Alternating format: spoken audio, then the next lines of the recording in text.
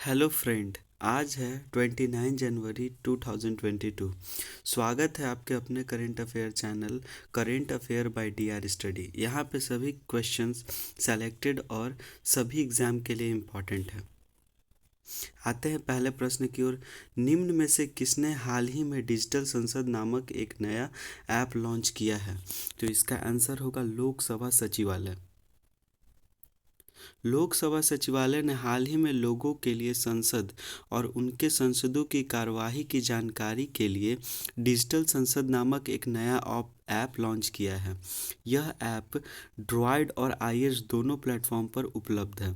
यह भारतीय संसद के आपस में जुड़े पोर्टल की सभी प्रमुख सामग्री को वहन करता है। आते हैं अगले प्रश्न की ओर। भारत के औषधि महानियंत्रक ने हाल ही में किस कंपनी की नेजल वैक्सीन को ट्रायल की मंजूरी दे दी है? तो इसका उत्तर होगा भारत बायोटेक।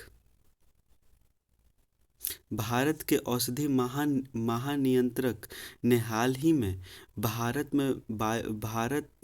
बायोटेक की नेजल वैक्सीन को ट्रायल की मंजूरी दे दी है, लेकिन इसका ट्रायल फिलहाल 900 लोगों पर ही किया जाएगा। ये इस वैक्सीन की तीसरी डोज का ट्रायल होगा। भारत बायोटेक तीसरी खुराक के तीसरी चरण के ट्रायल के लिए आवेदन जमा करने वाली दूसरी कंपनी है। आते हैं अगले प्रश्न की ओर। लोकायुक्त शक्तियों को कमजोर करने के लिए किस राज्य सरकार ने अध्यादेश लाने की घोषणा की है? तो इसका उत्तर होगा केरल सरकार।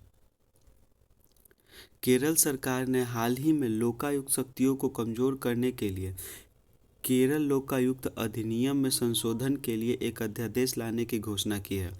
इस प्रस्तावित संशोधन के अनुसार लोकायुक्त के पास केवल सिफारिश करने या सरकार को रिपोर्ट भेजने का अधिकार होगा। आते हैं अगले प्रश्न की ओर। संयुक्त राष्ट्र की किस एजेंसी ने दिसंबर 2021 में नार्डिक क्लिंकर नौकाओं को अपनी विरासत सूची में शामिल किया है? तो इसका उत्तर होगा UNESCO. Denmark, Iceland, Finland, Sweden और नॉर्वे ने संयुक्त रूप से मांग के बाद संयुक्त राष्ट्र की एजेंसी यूनेस्को ने हाल ही में दिसंबर 2021 में नॉर्डिक क्लिंकर नौकाओं को अपनी विरासत सूची में शामिल किया है। क्लिंकर शब्द का अर्थ है कि जिस तरह से लकड़ी के बोर्डों को एक साथ बांधा गया था। आते हैं अगले प्रश्न की ओर। भारत सरकार ने आधिकारिक तौर पर एयर इंडिया को किसे सौंप दिया है? तो इसका उत्तर होगा टाटा समूह। भारत ने आधिकारिक तौर पर भारत के ध्वजवाहक एयर इंडिया को टाटा समूह को सौंप दिया है। इस डील का कुल मूल्य 18,000 करोड़ रुपया है। एयर इंडिया के रणनीतिक विनिवेश लेन देन में प्रबंधन नियंत्रण के साथ एयर इंडिया में टाटा सन्स को 100% हिस्सेदारी का हस्ताक्षरण शामिल है। आते हैं अगले प्रश्न की ओर। निम्न में से किस बैंक ने स्मार्ट टेक समक्ष preventive health care platform GOQII के साथ टाई अप में fitness watch debit card launch किया है? तो इसका उत्तर होगा D, city union bank. City union bank ने हाल ही में स्मार्ट टेक समक्ष preventive health care platform GOQII के सहयोग से और national payments corporation of India द्वारा संचालित टाई अप में fitness watch debit card launch किया है। फिटनेस वॉच डेबिट कार्ड के साथ 5,000 रुपये से अधिक के भुगतान के लिए ग्राहकों को अपने पिन टैप करके दर्ज करना होगा। आते हैं अगले प्रश्न की ओर।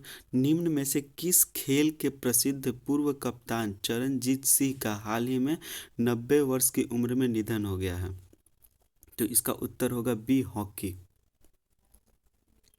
हॉकी के पूर्व कप्तान चरणजीत सिंह का हाल ही में 90 वर्ष की उम्र में निधन हो गया है। वे 1964 में टोक्यो ओलंपिक में गोल्ड मेडल जीतने वाली भारतीय हॉकी टीम के कप्तान थे।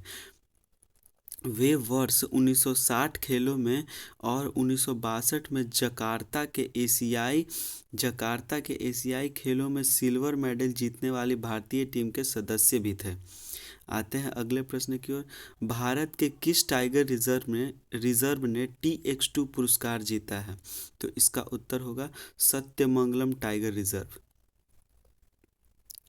तमिलनाडु के ईरोड जिले में स्थित सत्यमंगलम टाइगर रिजर्व ने TX2 पुरस्कार जीता है। इस टाइगर रिजर्व को 2010 से बाघों की संख्या दोगुनी होकर 80 होने के बाद यह पुरस्कार मिला है। साथ ही नेपाल में बारदिया नेशनल पार्क ने जंगली बाघों की आबादी को दुगना करने के लिए इस साल का TX2 पुरस्कार जीता है। आते हैं अगले प्रश्न की ओर। डिजिटल यूनिवर्सिटी केरल द्वारा देश का कौन सा नवाचार केंद्र 86.41 करोड़ रुपए में स्थापित किए जाने की घोषणा की है? तो इसका उत्तर होगा पहला। केरल में ग्राफीन के लिए डिजिटल यूनिवर्सिटी केरल द्वारा 86.41 करोड़ रुपए में त्रिशूर में centre for materials of electronics technology के साथ भारत का पहला नवाचार केंद्र स्थापित किए जाने की घोषणा की गई है। यह देश का पहला ग्राफीन अनुसंधान एवं विकास आयुष्मान केंद्र होगा। आते हैं आखिरी प्रश्न पे। इनमें से किस देश में जन्मी फ्रांस की प्रसिद्ध कथकली नृत्यांगना मिलिना स्विलिनी का हाल ही में निधन हो गया है? तो इसका उत्तर होगा इटली। इटली में जन्मी फ्रांस की प्रसिद्ध कथकली नृत्यांगना मिल्ली सिल्वी का हाल ही में निधन हो गया है। वे भारत के केरल, जहां उन्होंने कथकली सीखी, और पेरिस में भारतीय नृत्य शैलियों के लिए एक स्कूल सेंटर मंडप चलाया था। मिलिना सिल्विनी को वर्ष 2019 में प्रदर्शन कला के क्षेत्र में उनके योगदान के लिए पद्मश्री पुरस्कार से भी सम्मानित किया गया था। अगर आपको हमारा वीडियो अच्छा लगा हो तो please like, share and subscribe.